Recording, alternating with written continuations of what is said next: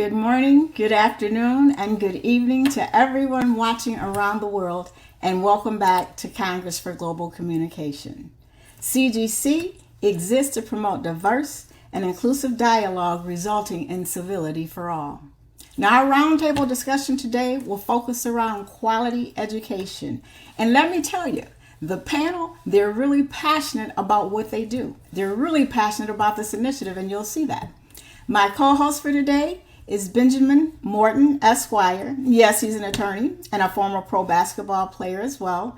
And you'll hear other things about him as well as I bring him out and he introduces himself. But before we get started, I need you to do three things for me. One, if you could please put in the feed where you're watching from. This will tell us who is joining us or who's in attendance with us today. Number two, if you have any questions or comments, please put those in the feed as well. This will allow the team to know if there's anything else they need to track or if they're missing any detail that they need to be captured in their presentations going forward. And then finally, share the video. This will allow anyone missing in action to catch us on the replay. So again, thank you for joining us today and welcome. I now present to you my co-host for today, Attorney Benjamin Morton. So Benjamin, if you will take a few minutes, and I'm trying to get you out right now, if you will take a few minutes to go ahead and share with the audience a few things about yourself, that will be very much appreciated. Okay, well, Sonia, thank you so much for that warm introduction. I'll just say, I'll definitely try to keep it very brief. As you mentioned, I am a former attorney. I was a federal prosecutor. I was a United States attorney. I was a military employee with the United States Air Force. I had my own law firm in New Jersey where I practiced corporate law and criminal defense. In 2018, I was one of the top attorneys in the United States as a trial lawyer. In a different life, about 100 years before that, I played professional basketball over in Europe. And probably hard to tell right now, but I do stand some things. So basketball came a little bit deep for me. From that, having my own law firm for about 10 years, I decided to hang that up and move to consulting. And so now I am working as a consultant for several large Fortune 500 corporations here in the DC, in the DMV area, where I do corporate consulting and corporate law. And that's a brief snapshot. And I'm definitely pro-education, so I'm definitely motivated and excited about this sustainable development goal. And we have some great things to share today. So please make sure we have your time. Okay, and who would like to bring out first? I would like to introduce the captain, as I say, captain of the team, the leader of the team, Dr. Ryan. I'm going to hand the ball off.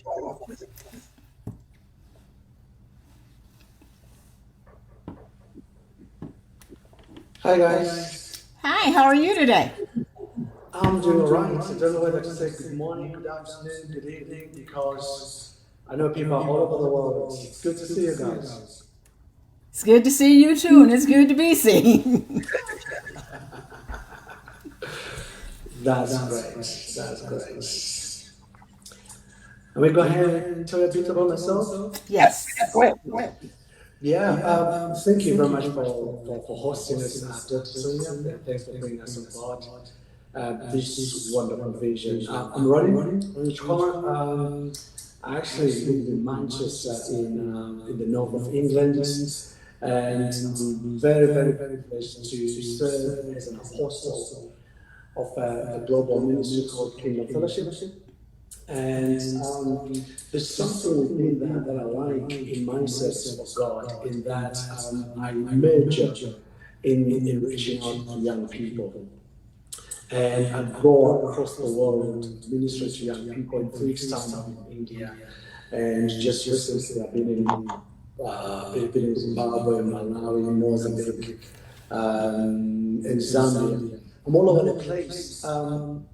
Just encouraging various topics around youthfulness and growing, and also including education. Also, to tell a little bit about myself, I'm a leader for the Global Leadership Forum for Young People, which is a forum that brings together aspiring young people that we inspire to become leaders, and hopefully looking at people like you, Dr. Sonia and Benjamin, as role models. And also locally, I'm the director of the local international charity, which we know about YMCA. A lot of you might know YMCA. We do some wonders in Greater Manchester, and I serve there as a director. I must also mention that for the last 16 years, I've been a founding director for a charity called Dream Child, which is an education charity that specializes in sending young people to school, feeding them, clothing them, giving them some uniforms, school fees, and also facilitating education for young people in Africa. And I should finish by talking about some other interests which I have. I'm an entrepreneur, so I actually am into some business, developing business skills, business management, coaching, and I run a business myself. So I'm very, very excited and privileged to be here. And I think it's our season to talk about reconfiguration of education and equity for education. Thank you. Thank you. Thank you. Thank you.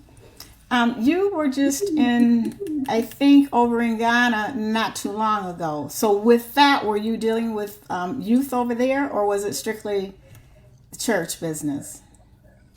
Do you know I actually missed the Ghana trip, even though I was You missed it. invited? That was a very good time that was meant to be in Malawi. So there was a clash of programs, but I can tell you that I'll be in India in the next 3 weeks, and then within a month of that, I'll be in Burundi, and I'm all over again, all to do with young people, their wellness, their spirituality, education, business, etc., etc. Okay. Okay. So this is a perfect fit for you. Indeed, indeed. A That's perfect my fit. calling. Okay. So Benjamin, we're bringing out Professor Dr. Jared next. Jared, yes, Jared, come on. There is the man. Take a few minutes. I know you can take an hour because you've done some great things, but let's just give it a few minutes if you could. My friend. And you're on mute.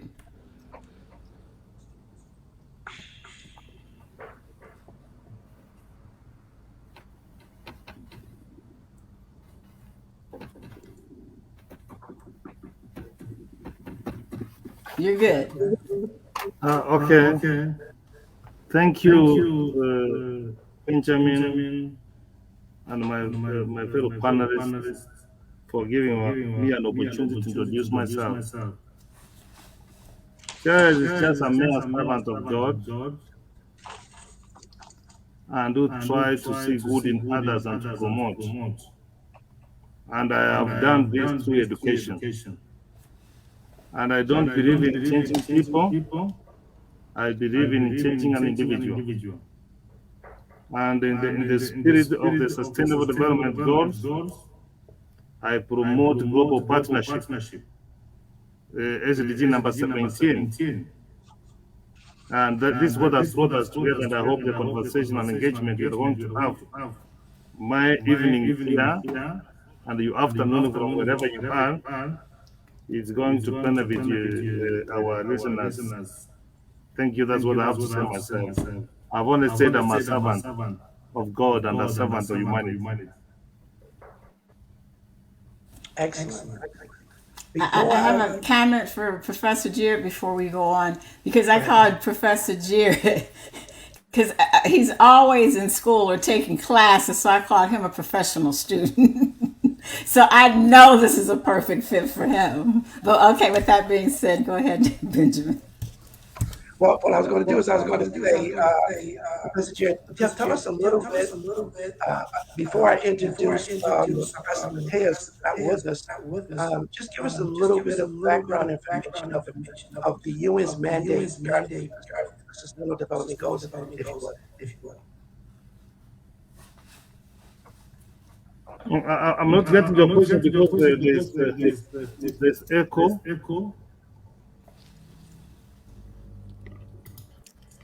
Greetings, everyone. Hello, Professor Matthias. How are you guys? Real quick. So, Professor Jared, is that better? Yes, okay now. Okay. What was the question? You were going to give us a little bit of background regarding the United Nations. Yeah. The world has witnessed two serious major wars. That's the First World War, which was 1914 to 1919. And another one was 1939 to 1945. That's the Second World War. And then they said that they will not continue to be fighting. So they came up with the United Nations in 1945 and tried to have a modern society and modern government. So we have had the United Nations in trying to address on issues to do with peace and security. And it came because after the Second World War, there was a lot of destruction. So they wanted to involve themselves in development to develop nations. That's the genesis of the United Nations. And in fact, they have addressed all issues which deal with humanity. Be it water, be it development itself, peace and security. And there is no continent at the moment where people are not having conflict. You can see what's happening in Ukraine and Russia. You can come here in Ethiopia. We are having the government fighting with the Greek people. So those are the mandates, and peace and security is very key. And they have opened all to do with all women, to bring children, about the youth, about the environment.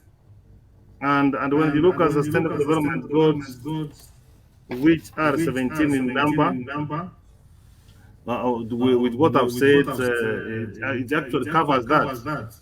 Number one talks about no poverty. Number two talks about end of hunger. Number three talks about good health and well-being. Our baby tonight is quality education.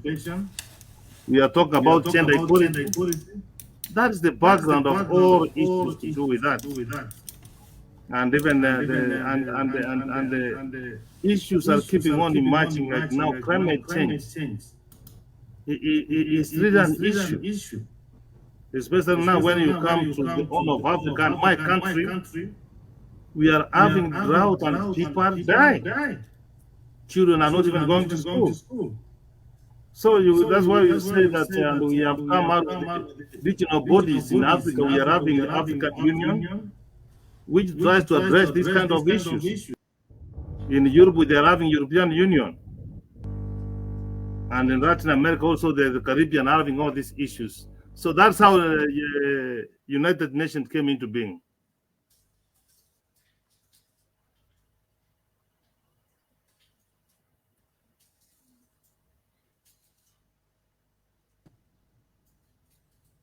Benjamin, back to you.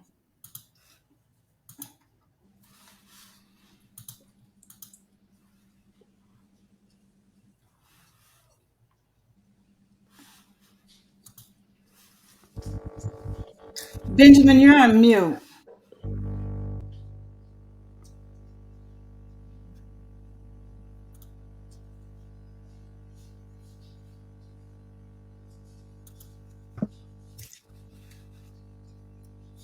All clear? Okay, great. My apologies for that. So great. Thank you with that excellent backdrop of the UN and how the mandate has sort of transferred into the Sustainable Development Goals, which one being quality education. So with that backdrop, I'm going to ask Professor Matola, who just joined us. Mateos, if you could go ahead and introduce yourself briefly, and I do appreciate you joining us. I know you had some challenges, but I appreciate you joining us. Can you go ahead and introduce yourself? Tell us a little bit about your background. Yes, may I greet you all. Thank you so much for this wonderful meeting we are having. And allow me to greet our viewers from all over the world. I am Professor Mateus Mutola, all the way from Mozambique, Africa. I basically help professionals, entrepreneurs discover their purpose in life and also so that they can awaken their genius in order for them to maximize their potential so that and enjoy a life of impact and eventually establish an indelible mark and leave a legacy for future generations. And I'm so thrilled and excited to be part of these wonderful projects, especially on the window of quality education, because I believe that education is the key for the transformation of the world at large, especially coming from Africa, living in Africa, Mozambique, and I will believe that's not just about education, but the quality of education that will make a whole difference altogether in our nation and the world at large. So thank you so much.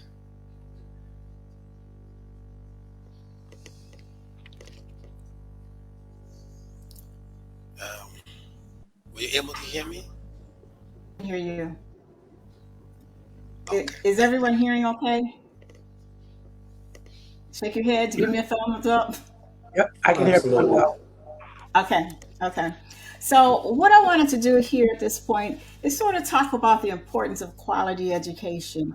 And normally, when you say quality education, the first thing that everyone thinks about is school. But quality education is more than school. And to just to share a little bit of a few examples with you, let's just say if you wanted to give let's say if you wanted to give a summit, but you've never given a summit before.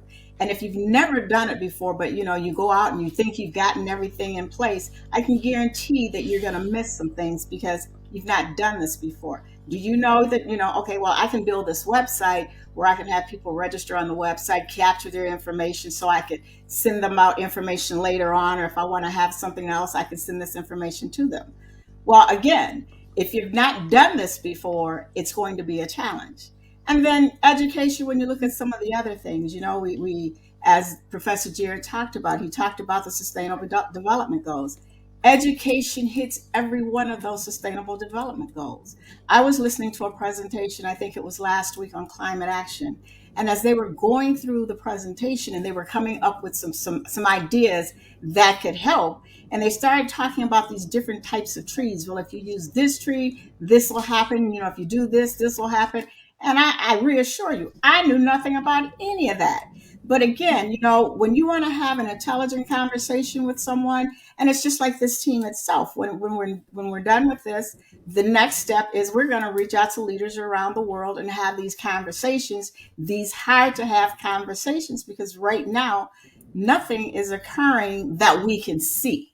But That's not to say that people aren't working on these things, but it's better if we work together versus individually. So if I'm working with someone over in Nairobi and I'm working with someone over in London, and we have these ideas that we can share, and they'll say, "Well, I didn't think about that." But again, that gets to educating and informing people. But in order to do that, you can't just go to school the first 12 years of your life and then on to college and think, okay, I'm done. No, when we talk about education, this is an ongoing process. You have to keep filling your mind with these things that are going on in the world in order to be a part of what's going on, to have these conversations. But I just wanted to throw that out there, but I'm going to open it up to the team at this point for them to give their input. So I'll start with you, Benjamin, and you can just pass it along to your team members. you've actually handed me the ball like on right up under the basket where I could just jump up and slam dunk it. You just made it so easy for me to say, so sort of to describe my passion and my understanding and my appreciation for quality education. But I'm gonna start. I'm big on quotes. So I'm gonna start with a very powerful quote, and then if somebody can tell me who they think that quote is, I'll give you 3 seconds to tell me. But here's a quote that summarizes to me what you just said regarding the value and the impact that education have universally. Like you said, whether you're in London or America or Zimbabwe, it's the root of who we are and who we should be. The quote I respectfully submit: education is the most powerful weapon. Keep that word weapon in mind because I'm an ex-military guy. So you're gonna hear me talk about boots on the ground. And why they use that word weapon, That's strategic. It's not accidental. It's the most powerful weapon which can be used to change the world. Education is the key to eliminating gender inequality, to reducing poverty, to creating a sustainable planet, to preventing needless deaths and illness, and fostering peace. So, quality education affects all those things. And I submit, as you mentioned, we're falling short on each and every one of those. So, it's important that we understand the value of education. And I submit, in order to understand the value of education, we need to better understand and appreciate the value of human life. Sonia, you and I talked about this before a couple of weeks ago. You know how I feel about the value of human life, because we take care of, we cherish, we put money into, and we take care of those things that we value. And so I submit we need to change that narrative, change that dialogue as we move forward, to understanding and making sure that as global citizens that we all understand and appreciate the value of human life. And then you can understand the value in educating each and every human life. And we're moving in that direction. And there's a lot of moving pieces, but I submit I have a suggestion, which I shared with my team, to help bring some of the moving pieces together. But the Human Rights Council Resolution H/4, they're getting it. They're moving us in that direction, because they have issued in their right to education in their resolution, recalling that everyone shall enjoy the human right to education. So now we're looking at a human right, and that's changing and is adding to the narrative that we all must understand. That is a human right to education, which is enshrined inter alia into the Universal Declaration of Human Rights, the International Covenant of Economic, Social, and Cultural Rights, the Convention on the Rights of the Child, and other pertinent international documents. So you understand there's several documents and there's several moving pieces, and then there's this general understanding out there and this appreciation of the value of education and how it intertwined with human rights. And that's my sort of my introduction, the long way around, if you would. I'm an attorney. Sometimes I have a tendency to be a little bit wordy, as you can see. But that summarizes to me that education, and I hope you're getting this, everyone that's under the sound of my voice, that education is indeed a human right, and it changes and affects all of us. And with that, I'm going to hand it off to Dr. Ronnie. Thank you, Benjamin. Thanks for putting some of those things in English. Yeah, when it comes to all these laws and acts and everything, we've got them, but we don't know how to apply them. And certainly, when you think about education in terms of human rights, then there's a need for us to call for the implementation of that right, because we tend to be selective in what we take and implement, and certainly because education is like a tertiary kind of delivery, we tend to ignore it, and put weight on other elements of human rights, but certainly it cannot be ignored. Why? Right, I didn't come in to talk about that. Let me just try to answer Dr. Sonia's question. And I'm going to try to answer Dr. Sonia in the simplest way, by way of quoting this young person. I asked some people before I came here, a group of young people that I lead, okay? And I asked them and I said, what is quality education to you? And I wanted them really to define quality, because I think that's where the whole story lies. And this young person from Malawi said, quality education is one that focuses on the whole student, on the whole person. Okay? Quality education is one that focuses on the whole person. He went on to talk about it, social, emotional, mental, physical, cognitive development, etc., etc. But if that is the case, that quality education is one that focuses on the whole person, let me take you to another real life example, okay? Just 3 months ago, I was in Zimbabwe. And in Zimbabwe, I was sort of carrying out an assembly, in front of about maybe 300-400 people. And most of them were girls who once every so often, 4 to 6 weeks, they have to miss school for a week or so because they do not have the sanitary need to be in school. Okay, so if I would go to that school today and ask them what quality education is, their definition will be very different to a young person in London would give me. Okay, I took it back here, last example, took it back here, and then I asked my son what quality education is. He's in his first year in college, okay? And he said quality education to him is about making sure that he gets 3 meals on his school day. And he went on to define some of the desserts that they get at school.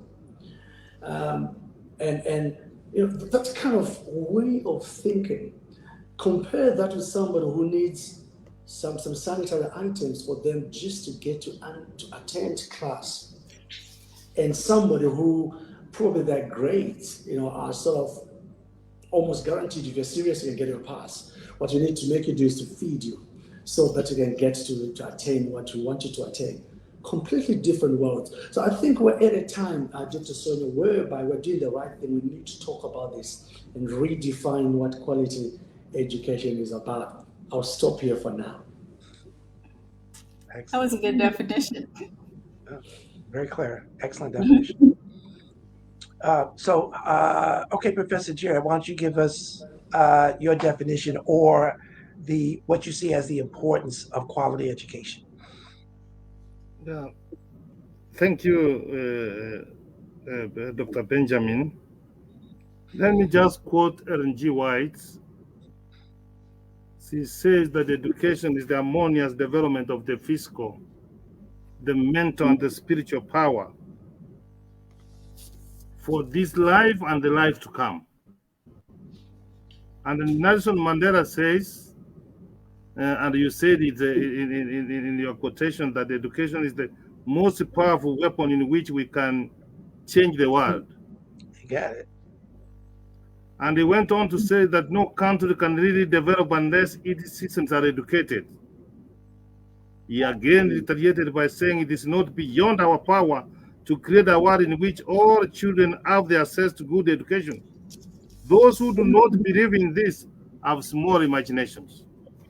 What is the importance of education, as you have asked me to say something on that? What good education can do is essential in gaining the best knowledge and development modernization in a society. It lays a foundation for equity in civilization. It is possible to break the cycle of poverty. And that's what Dr. Sonia said, that when you scan through the 17 Sustainable Development Goals, in fact, education covers all those. And of course, with education, it makes you to be humble, to have a good character, to treat people fairly. So education reduces inequality. And I find that if education has not humbled one, then there's a question. If you are educated, you are supposed to treat people fairly. It also goes in a way to achieve gender equality. And that's what Dr. Ronnie was trying to say. Some countries in Africa was about Malawi. Let me use about Kenya as a case study. When children or girls are having their menses in a month, their monthly periods, they don't go to school. So in this, we are to talk about gender equality. Then we have to have the opportunity to treat people fairly, that they must be provided with the certain towers. So it is also key in meeting all goals to attain development in a community. And this is how I look at development. It is a process of improving the qualities of life of the people. How do you improve the life of the people? In terms of infrastructure, in terms of providing them with water, in terms of giving them even the education we are talking about. So education is key because education changes the character of the people. That's what I have to submit up to that point by saying that also quality education can make an individual to change or seek better opportunities. That's why Dr. Ronnie is in UK. If he did not have good education, he will not be there. It also leads to a progress to improve sustainable livelihood, even healthy lifestyles. So education cuts across, and that's why we need to spend more time not to have lip service, but even to have the treaties we were talking about, so that education can be a human right. I submit at that point.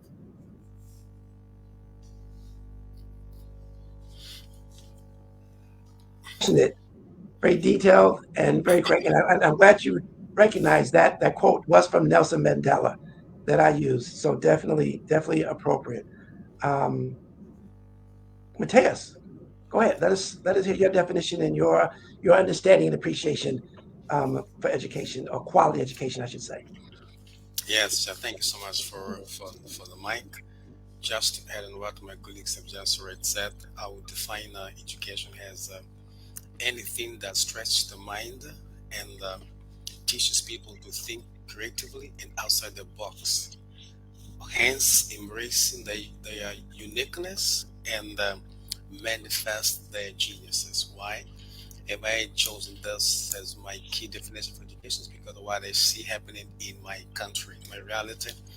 Our system of education does not, for example, encourage creativity, does not encourage people to think outside the box. We have to submit to the norm or conform to the norm, even at university level.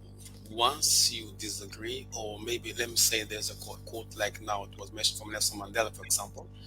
If in a classroom setting, university level, even if I just say I disagree with Dr. Mandela's definition of education, then I'm going to be in trouble to the point that I may even be led to fail at university level, simply because I may not agree or have a different understanding or perspective from Nelson Mandela. So this is why then I came up with this definition of education. But then looking at its importance, I think education is key. Quality education is very important because it does help us focus on local needs. If you look at the curriculum of education in the country, it does not focus on local needs. So it has to focus on top of what I've just said. It must focus on local needs. This quality education, because in this sense, it does help. It builds people or future leaders who believe in themselves. It brings us back within into ourselves because we can be trained, I think, throughout higher education level. But then if we lack faith in ourselves, if we believe we cannot do it, we can't make it, we can't do it, we can't achieve it, somehow we'll find ourselves in a cocoon or in a box, so to speak. Like here in my country, where people when for example there's this university that is having the graduation day, and when the media goes there, the media people go there and begin to interview the fresh graduates and ask them, for example, what is your perspective from today forward, what you plan to do. To me, it's very sad to hear people that have been in school for almost 16 years and then they tell you that I do not know, I'm not sure. But you have the degree, but then you still don't know what you're going to do next. So it's very common in my country, and this is why I believe that quality education must build people and help people. In addition to what they may learn from the process of education, that's still by the end of the day they have to believe in themselves. They have to have the consciousness that they are able and capable of making a difference in the world today. So, in a nutshell, I would say that this is the importance of quality education because if they do that, they'll also help people build. It will build people, help them build their lives on their gifts and talents. Because since everybody is important, we are born with these gifts and talents. We've come to the world to manifest or use the gifts and talents to benefit, to help humanity, and all that was here shared with by my colleagues. So if people begin to awaken and to their gifts and talents, embrace them, and they're trained to do that throughout their educational levels when they go to school or even university. So that will be qualitative because then they will use the same gifts and talents when they interviewed next when they graduate. They won't be necessarily able, they won't be saying, like we often here in my country say, I do not know what I'm gonna do next. So in a nutshell, this is how they define quality education, but also and its importance. Thank you. Thank you. Any last comments, Benjamin? No, I was just saying, I mean, everybody has pretty much made a layup, 2 Yes, points. So I'm yes, gonna and hand it and, back and it was just different hearing everyone's vision or what they what they thought quality education is to them, and everything that everyone said is correct. So you can't just take quality education, put it in a bucket, and this is what it is. It's so much broader than that. So I thank you for that answer. The next question is, I think I pulled the wrong sheet. So Benjamin, do you have your run script Yes, in front of we you? yeah, we talked about the definition of quality. Let's look at like what Dr. Ronnie was talking about when he asked the different kids in different situations have different answers. So obviously, universally across the countries in the world, we're looking at different issues. So let's look now at some of the disparities that we have to address in our individual situations, our individual countries, our individuals, educational institutions. So let's talk about that a little bit of some of the gaps or some of the disparities that we're going to be looking to address as we move forward with this sustainable development goal. And I'll start with Dr. Ronnie, if you would. Thank you, sir. I really appreciate. Yeah, some very interesting definitions that are given by my colleagues. On quality education, I like that.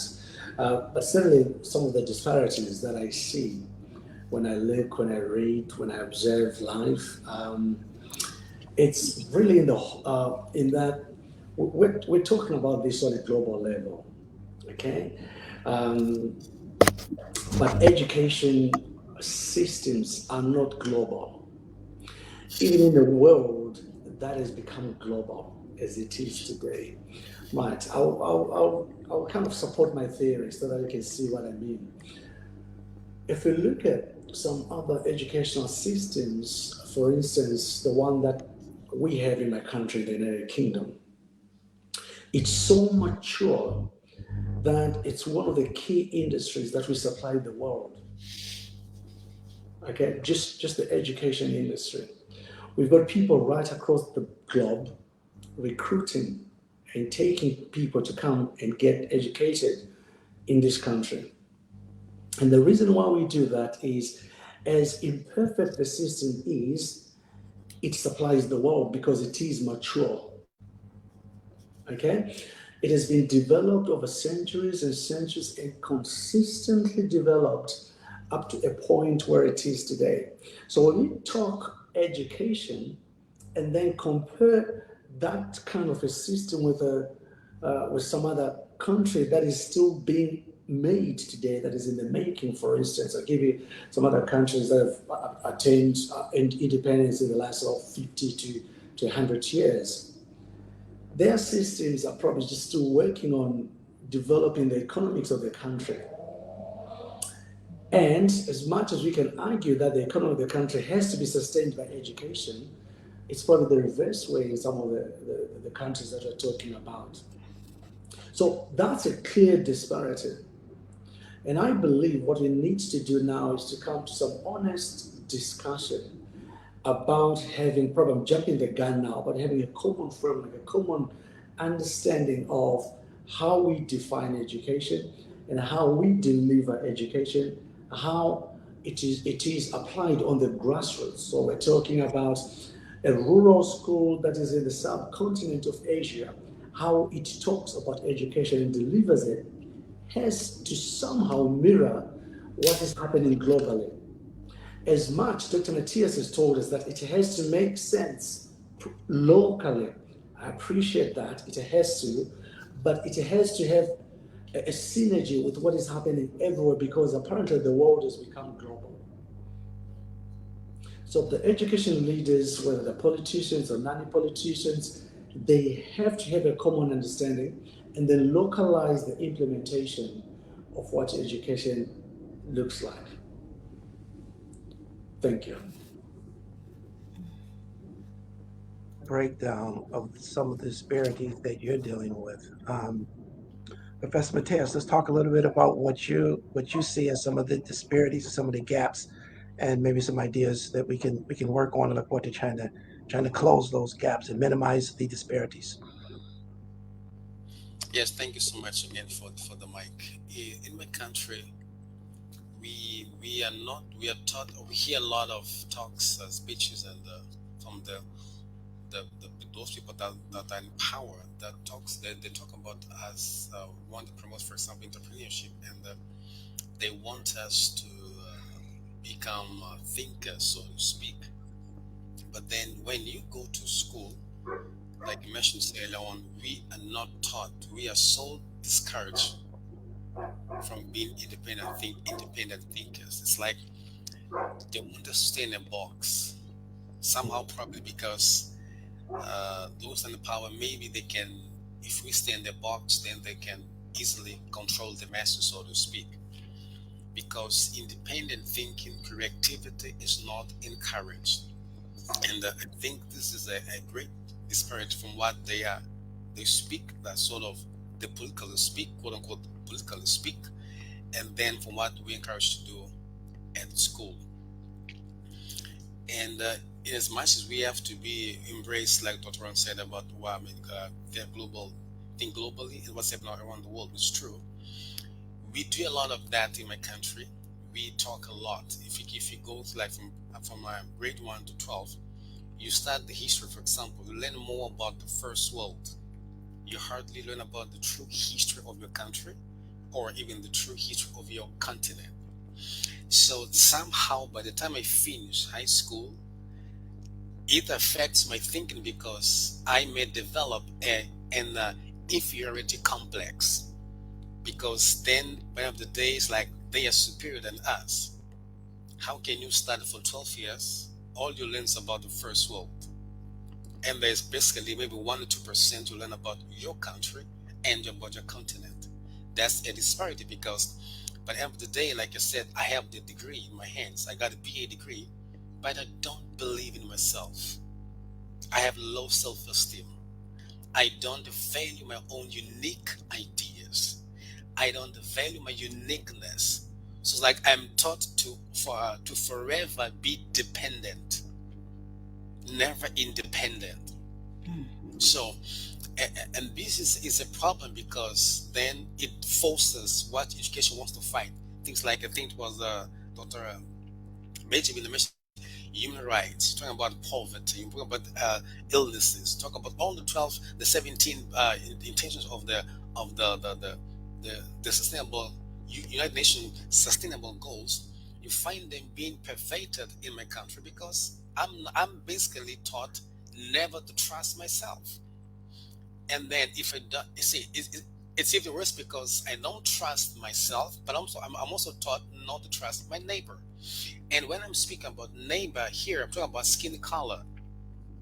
So at the end of the day, I'm taught to be a global citizen, but at the end of the day, but at the same time, it's like I'm taught to believe that I am just a drop of water in the ocean. In other words, I'm aware of what's happening in the world, but I feel like, or I'm sort of irrelevant or even insignificant. So how can, by the end of the day, might be able to build or contribute with my gifts and talents towards the building or development of a better country like Mozambique, a better continent, and a better world? It's like I'm just here to be what do you call this, like spectacle. Like I'm just here just to watch others on the stage. I'm just there to watch, and I got no role in this world. And that's why, ladies and gentlemen, I believe strongly because that I think at least by the towards the end, beginning of the pandemic, the United Nations announced that the World Health Organization announced that we in Mozambique is the highest rate of suicide in the world. Can you imagine that? And if you come to my country, find that see mostly young people killing themselves. And if you go to the office of psychologists in the country or even the hospitals, you'll find young people, fresh university graduates, being admitted and staying in the hospitals for days because of depression. Why? Because all along they're taught you gotta go to school, you gotta get so that you can have a better life, have a job, and all that. And all the lives they believed in that sermon, so to speak. But now they finish school, they can't find a job. They feel inferior. They feel insignificant. What can I do in life? At the end of the day, the rate of crime does increase basically in the country, and those that want to verge in themselves engage into crime, they fall into deep depression, and others choose to commit a suicide. So this is one of the greatest disparity I see in my country. And the second one will be that if I'm not being repetitive, that we are not trained to identify and once again to solve local problems. I'm sure you might have heard this was from the media that there's a war going on in the northern part of Mozambique called. Hmm. Did he freeze on us? He froze. Yes. Okay. Let me see. Let's give him a minute to see if he'll come back in before he does. I'll just there he is. Yeah, The, there he is. Okay. the greatest minerals. Can you Okay. mention that? Thank you so much. Man, wow. Okay, Professor Matias, you cut off when you said, well, you froze when you said that there's a war going on in Mozambique. Right. Oh yes. It's in the northern part of Mozambique called Cabo Delgado, where minerals like gold, red, and what's called this gold and oil been discovered, and that's where a war broke out. Supposedly there are terrorists coming, which that's arose from nowhere. Nobody knows where they come from, in that same place. And it's interesting to find that when you go to the place where minerals have been discovered and there's war going on over there, that happens to be the poorest place in Cabo Delgado. And it's like sort of a special quote unquote city has been built, which only benefits those that are the ones in charge of mining. But the local people over there, they endlessly struggle. Mm. And this is a great disparity because if they found minerals over there, probably that should be the most developing place in the country. But it's just the worst. Mm. Just a quick question for you, and this doesn't have anything to do with the disparity. I know when I met you maybe 2, 3 years ago, at that point, you were the youngest professor in Mozambique. Right, right. How did the older generation look upon you at that time? It was not welcoming. It was just not welcoming. Okay. Okay. Good. Mm. Listen, It's like go they ahead. Go began ahead. to Go ahead. see me as a threat. He froze. Did they say they begin to see him as a threat? That's what he said. Wow. Instead of that unifying and bringing him in the fold as a young head, as my dad would say, a young cat, they, they sort of, I don't know, ostracized him. But apparently Yes, he's back. he He's back. So finish that thought because you yes, froze up on. They saw yeah, you as a threat. Oh, he's gone. I think he's still struggling to come on back. But, so Mm. he mentioned something that's, I think, is a byproduct of what we're talking about as far as Yes. disparity and money and education. Because, I've been invited to go to Kansas to speak the suicide prevention and Mm-hmm. their public schools and young adults. And this is brand new to me. And what I am seeing as I deal with the head of their school districts is the disparity in education and how it is affecting young adults and how the suicide level is steadily increasing here in the United States. And it's very painful to see some of the byproducts, if you will, of the struggles and the disparity that we're facing in education. And that's here in the United States. So what he's saying is it really hits home. Yes. And it's something that I'm looking to address almost as a byproduct. We often don't think suicide as a part of a lack of education and disparities, but it's all intertwined and it's all very, very global. But let me get off of my soapbox briefly. I do have some more thoughts on it, but I want to hear Professor Jerry's thoughts on the disparity and some of the things that they're facing over there in Kenya. Because I know they are in Kenya. I know it's very high and it's very bad, but we'll let Professor Jarrett speak on that.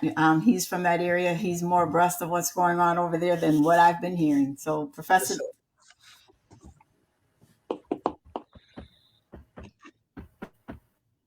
I'm not able to unmute. yep, we you heard you. you were unmuted. Right there, right there. No, it's going back and forth. There you go. Yeah. Before I go to address the disparities of education of course, education in my country. Remember, as we were ushering in Sustainable Development Goals in 2015, we had Action 2015 to see where Millennium Development Goals failed. And now we are in 2022, 7 years up the line. Is there really commitment that really we want to address quality education? Is it really from where you sit? Is there really a commitment? Be it as it may, that's a challenge to our audience and my fellow panelists, that the world is facing a crisis in learning. While countries have significantly increased access to education, being in school isn't the same as being as learning. You can be in school, no facilities, no nothing. That is not what we call quality education. And around the world, we have had hundreds and millions of children reach adulthood without even most basic skills. What am I trying to say is this: that some of the curriculum, in February, when we had this kind of conversation, we were talking about CPC, competence-based curriculum. We were discussing this.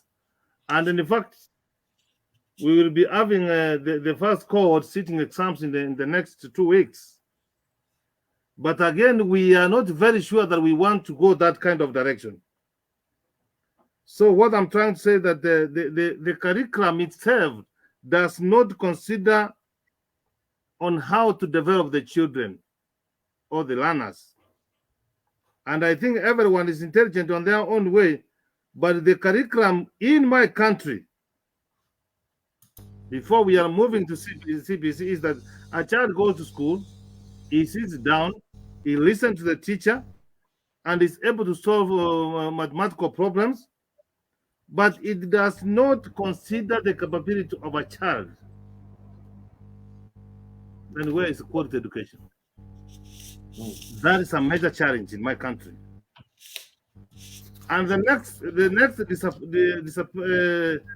disparities is that the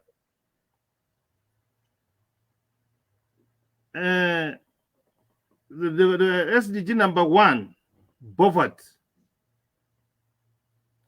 anger, SDG number 2. Can children go to school with an empty stomach and you expect them to learn? And we talk about quality education. Remember, 15 years from the year 2000 to 2015, we tried to address anger and even poverty. We did not move. So this is, and let me not talk about stories. Let me just give you a very good definition. When I was joining high school, that is at the point where I had to wear shoes.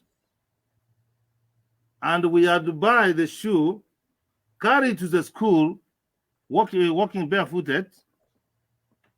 When I'm being asked to wear the shoes, I show them the authority of the school, and then they give me permission to wear. High school.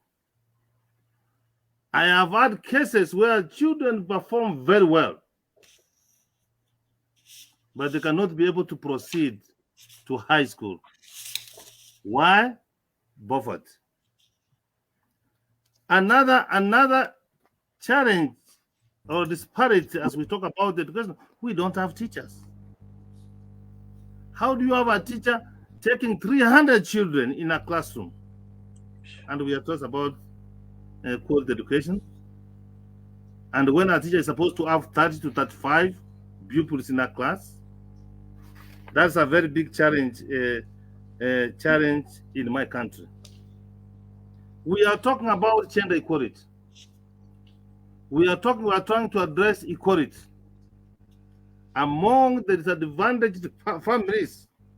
There are girls who do not attend classes due to lack of sanitary towels. And as we are going to address one of the questions on the projects we have in mind, the girl child is so dear to me.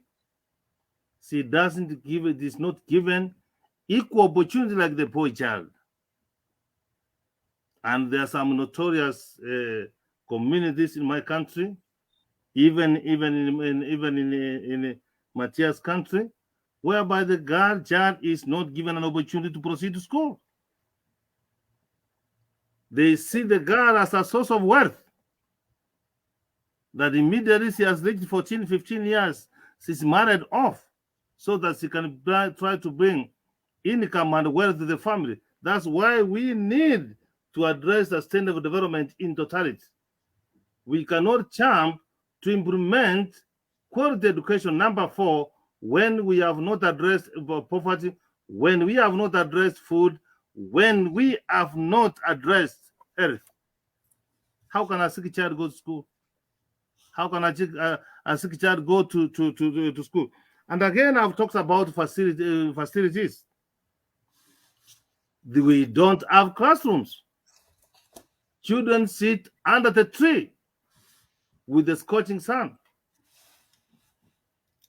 Then we talk about with that. Those are the realities in my country.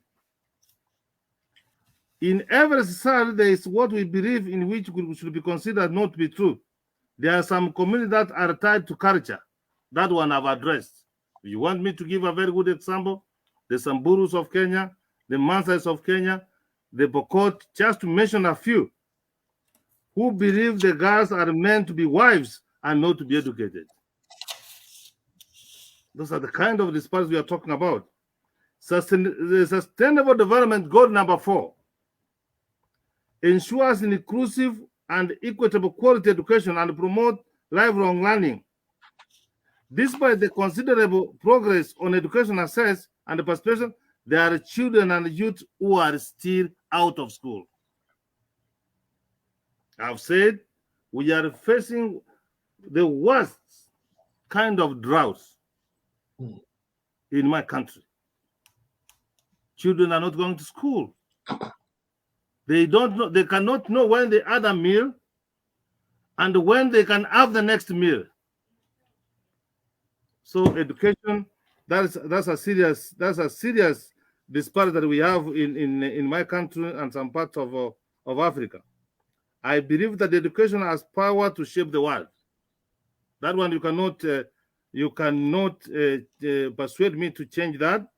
A quality experience in the classroom helps promote mutual respect and understanding between people. So if these children are not going to school, they are not able to attend, and at the end of the day, they are required to sit for an exam. Let me just conclude on that part by saying it is never too late for the young people to have opportunities to learn. If we only say, let us walk this journey without leaving anyone behind. That was a clarion call as we were ushering sustainable development goals, but we have left some people behind as others are advancing. I submit. Okay. Thank you for that. I do have a question to go along with everything that you just said, though. And Dr. or Professor Matias had to jump off because he's having internet connection issues. So, Professor Gier, with everything that you just said, what is your team's action plan to bring global awareness to this issue? global, around the world, quality education team? Yes, yes, that's a very good question. That's a very good question, and I intend to see it through the lens of sustainable development number 17. Global partnership is the way to go. We have to work in cooperation. We have to have an engagement and coordination. And in fact, what we are doing today is moving forward towards solving those kind of problems. When we share this kind of challenges and experiences, we are trying to look for a way on how to work together. And I'm saying that our society is being treated on how they treat the weak. I have given I've given an analysis of what's happening to my country, that the girl child does not go to school. The girl child is married off when she's not even reached the age of to be married or to be married on. So the way forward is to work on collaboration, is to share experiences, is to keep on talking. Is right, and that's why in our group I was very clear on my mind that we must go towards signing a treaty. Not only our leaders coming to United Nations, they have good time and come back to Africa, to their respective countries, so that we can be able to from that treaty we can be able to work together and see that it is a commitment from those countries which are able, and I'm sometimes I'm happy with what UK do to Kenya and African countries, to what America does through USAID. So they should, those who have more, who God has blessed more, should be able to support us so that we can move forward. And the way I look at it, we have to strain this dragon of corruption. We have got all the resources, but our resources are not utilized properly. So what I'm trying in the nutshell here is that we should have a conversation, we should have an engagement, and we should be able to provide ideas and solutions, because I intend from where we sit that we have a solution, which we need to have respective communities and societies and government to move forward. Okay. So I do want to correct that about the solution. We really don't want to use the word solution as we have these conversations. I mean, we can give them recommendations or whatnot, but we don't want to say that this is going to fix it, because we don't know. So Dr. Ronnie, I'll leave the last word for Benjamin, because I know he's going to give us how this treaty is going to work. So Dr. Ronnie, Yeah, sure. I must concur and agree with what my brother, Professor Jared, is talking about. We cannot talk about quality education in isolation to the rest of the sustainable goals. But I think that's what the world has done and made mistakes. Each goal stands in isolation in its own silo, yes. and it takes its own direction, and things will not work. And I think what is needed is dialogue. And certainly, what this team is doing, you'll be pleased to know that, like Benjamin is going to expand in a minute, we're looking at a common, not agreement, perhaps it becomes an agreement for enough, a common framework, if I may put it, that kind of discusses some common establishments of what education looks like across the world, whereby we get some higher authorities in different countries come together, co-produce a framework under which everyone can learn from, and from it we can have common practice. It will be like a platform of sharing best practice that hopefully we can resource, or the world can resource, and learn from, and training evolves from that, and then that's delivered to all the way to the grassroots. Because what we should bear in mind is what Professor Jared is talking about. That very class that is learning under the tree Mhm. It has to be in the framework. It has to be talked about. It shouldn't be forgotten because they're learning under the weather. One other thing that I just want to say in that, Dr. Sonia, is COVID has exposed the disparities in education across the world. In my country, here in the UK, um, it's really hit us hard across the world. You know, the UNICEF talks about close to 2 trillion hours of education lost. Mm-hmm. And so, if we're going to talk about any mitigations in such situations in future, or if we talk about any framework that we may put in place, it has to think ahead of time. It has to think about, what if we have COVID type situations in future?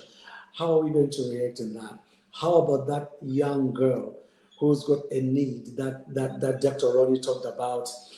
How about that one who doesn't have access to ICT? Are they going to be able to learn on Teams or on Zoom? Are they going to access a digital class? We really need to think and hone in on these nitty gritties if there's going to be any equity in quality education. So I won't go deeper into it because my brother here is going to jump onto it and expand on it. But certainly, in terms of bringing together the world leadership, whoever be they, to talk about this further and have a common understanding of what quality education looks like and support everyone in implementing it. That's the Yes. way forward. Thank you. Thank you. Thank you. So, Benjamin, Yes, ma'am. you get the last question or the last Last, response. last response. Interesting that you should save me for last, because my brothers have they have articulated well. I know we're winding down on time, so I won't go into everything, but I will say a couple of key points. When I joined the CDG and as an executive board member, and I was the liaison to this team, it was late in my spirit. The very first meeting we had was this crazy idea that we should have a treaty, a universal treaty, a universal commonality, something that doesn't have the solutions as you respectfully submitted, but it has some policies, it has some ideas, it has some lofty goals, something that we can look to as a world, as a global citizens, and say, this is the baseline, this is the foundation, this is what we aspire to. Because as Dr. Jarrett mentioned, 2015 to 2022, he feels that not much has been accomplished. Me being a military guy, being a trial lawyer, I like to see results. I like to see remedies. We talked about the ideas, we identified disparities, we defined it. Now we must put pen to paper, and I often say, and I said I would refer to this. I referred to this earlier when Nelson Mandela talked about a powerful weapon. We must now put boots on the ground. Airstrikes is great. Sea and land strikes is great. That weakens the enemy. I get it. But listen, people. Yeah, I know it's crazy. Tighten your seatbelts because I may have some warfare type analogies, but I don't mean anything violent. I mean here, because this is the most powerful weapon we will ever produce, is right here. And this in where education in lies, right here. So putting boots on the ground, putting money where your mouth is, putting true value into what we need to do, I believe, and I know Professor Jarrett was like, wow, when I mentioned this, I got some pushback in other areas, but my team really, because they're living it, they're seeing kids learning under a tree, they're seeing the effect of COVID in the United States, in my neighborhood. Prince George's County, Waldorf, Maryland. I'm understanding that kids don't have internet, they don't have laptops, they can't get educated in 2020. So when I began to evaluate education, I see it in two ways. My mind as a lawyer, I think substantive and procedural. So substantively, we mentioned a lot of things. We got to increase the the books. We got to have the teach classrooms. So yes, we are going to work on those things, and they are going to be crystal clear in the I will be working on and presenting to the United Nations February 9th in Nairobi, Kenya. I will personally present it if I'm asked to do so.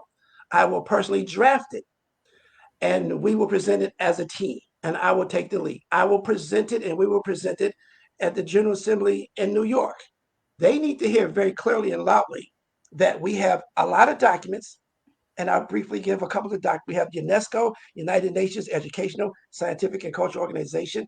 They have a document. We have the Universal Document on Human Rights. They have a document. We have the International Covenant on Economic and Social and Cultural Rights. They have a document. We have the Convention on the Rights of a Child. They have a document. We have the United Nations Millennium Declaration. They have a document. We have the United Nations Member Statements, which is a powerful document that there is 114 countries that have issued a statement that they're willing to make a commitment. Now we're about to see what that means because Professor Jared mentioned we need a commitment. So we're about to address each of those nations independently, directly. What is your commitment? You got to put some money where your mouth is. You got to put action. And we're going to challenge them to sign off on this treaty as we develop this treaty, go into training so they can understand as they go back to their respective countries, what do we look at, what the policies that we are going to try to institute.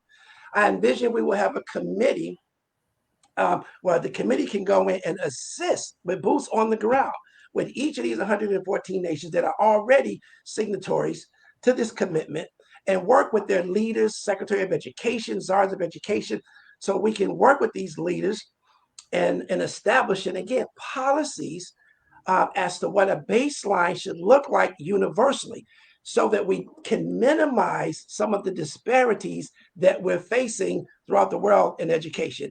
And COVID notwithstanding, it showed us these things, but these things existed well before COVID. Mm-hmm. So now the challenge is, okay, we see them.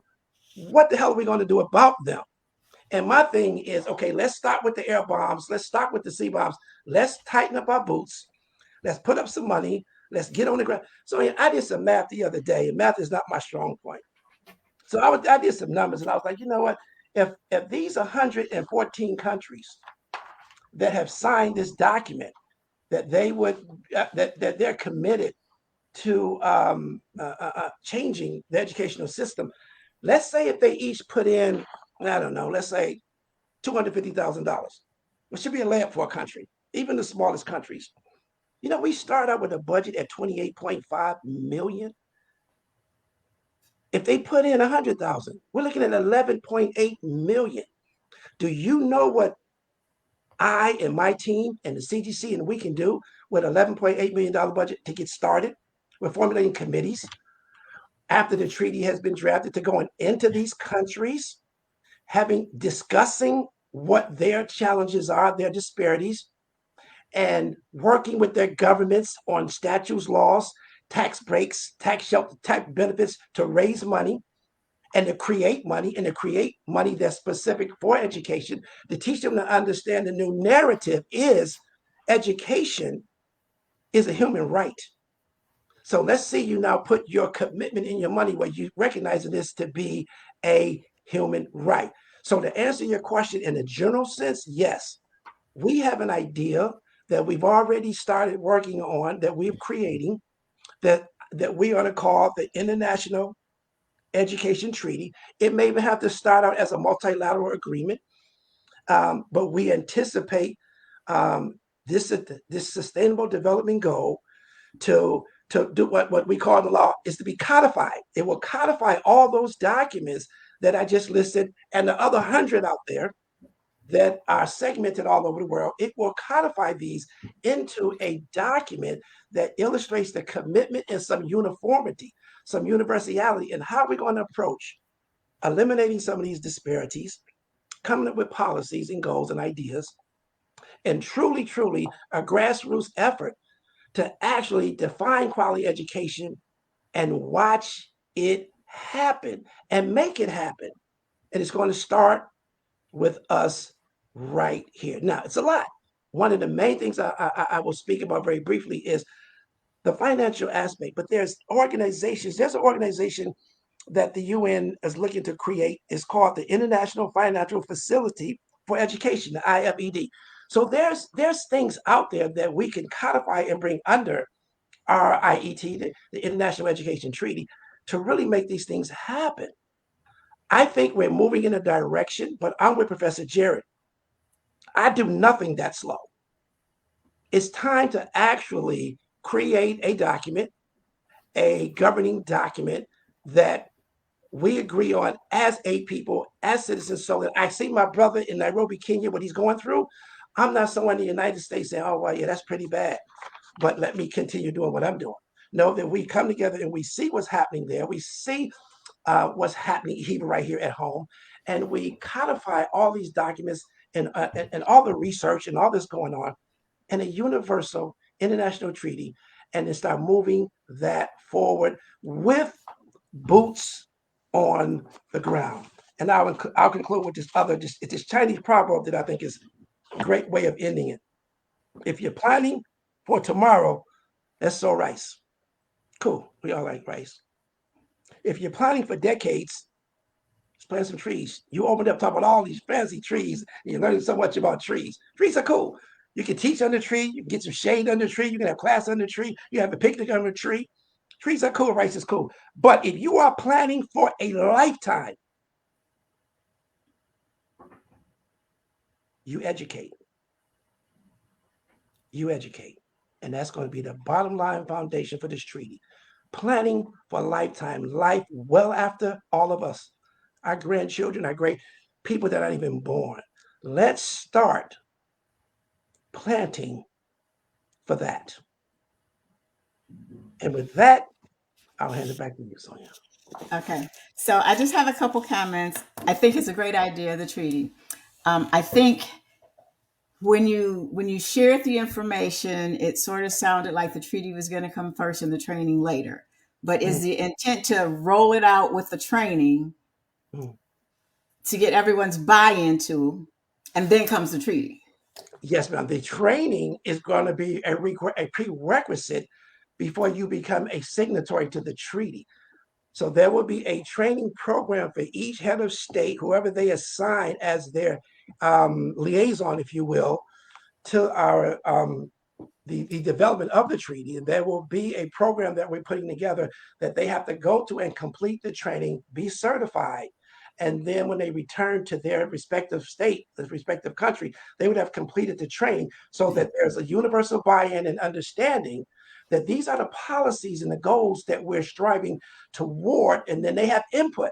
It will be a collaboration through the training, the input, and at the end result of all of the training, we anticipate a international ceremony where each state will sign off on the treaty as a signatory via their delegate that has been trained through the training program. So yes, I'm glad you brought that up because I want to be clear that the training will come prior to your ability to sign on the treaty. Yes. Okay. So I just wanted to make sure we were all clear that we have to put it out there, let them review, give them some training, and make sure that they are in agreement. So because we're saying we want to be inclusive. We talked about diversity. We talked about having buy-in around the world. So we don't want to go out there and say, here, sign this.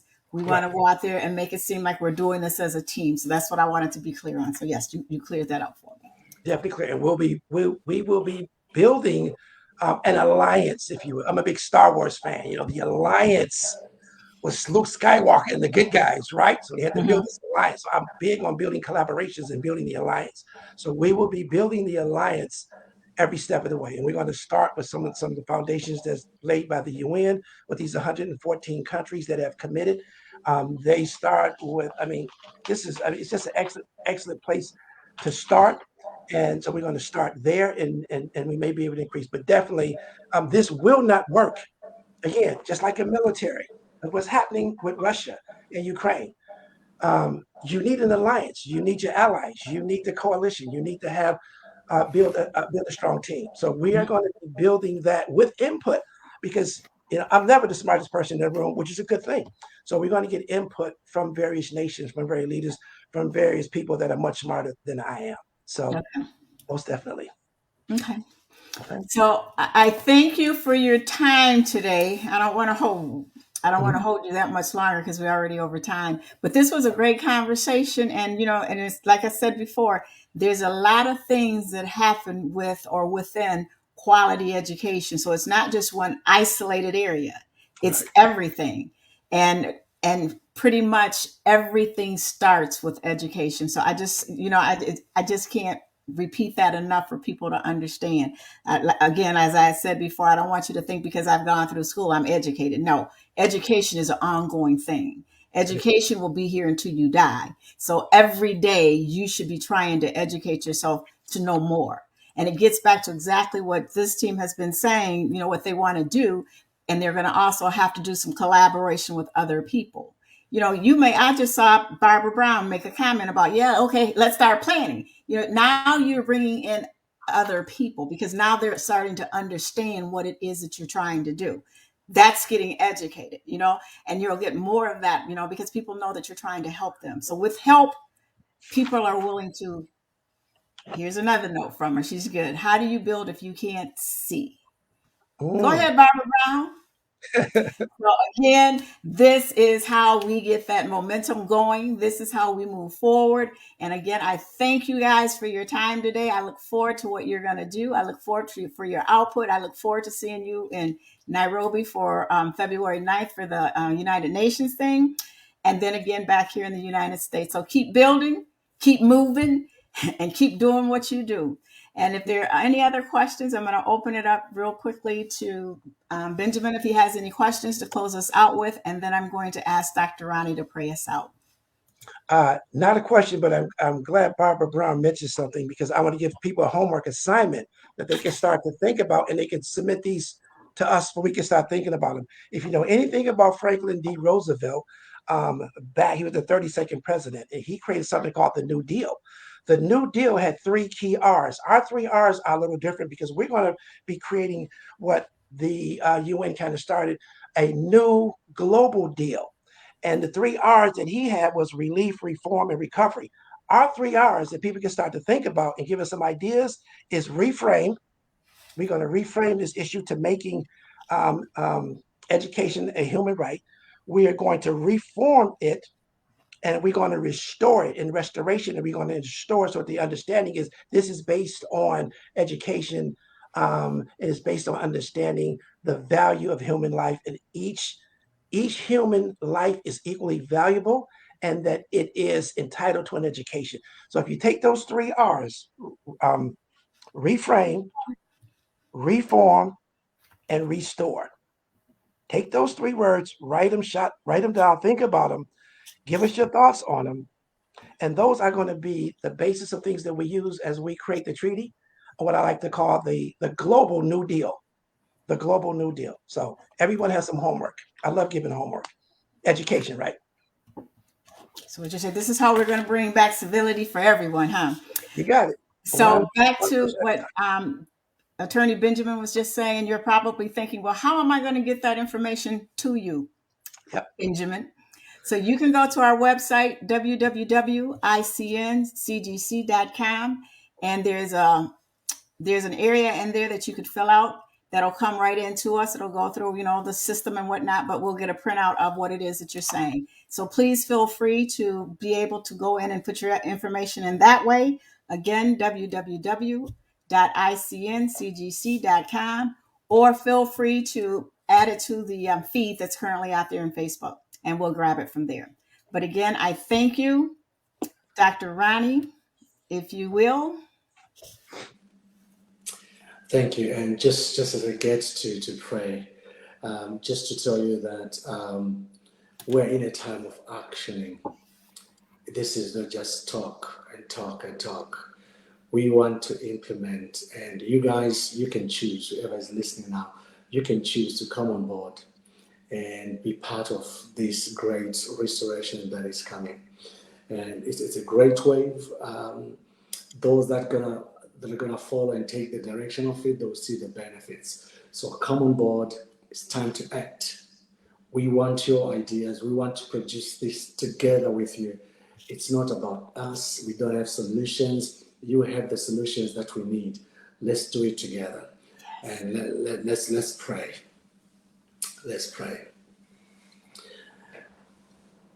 Lord Jesus, just want to thank you even for such a great moment that you've given us, a God, to speak about that which you've deposited on our hearts regarding the empowerment, the equipping, and the training and the educating of anybody, God, young and old, who wish to go through education systems.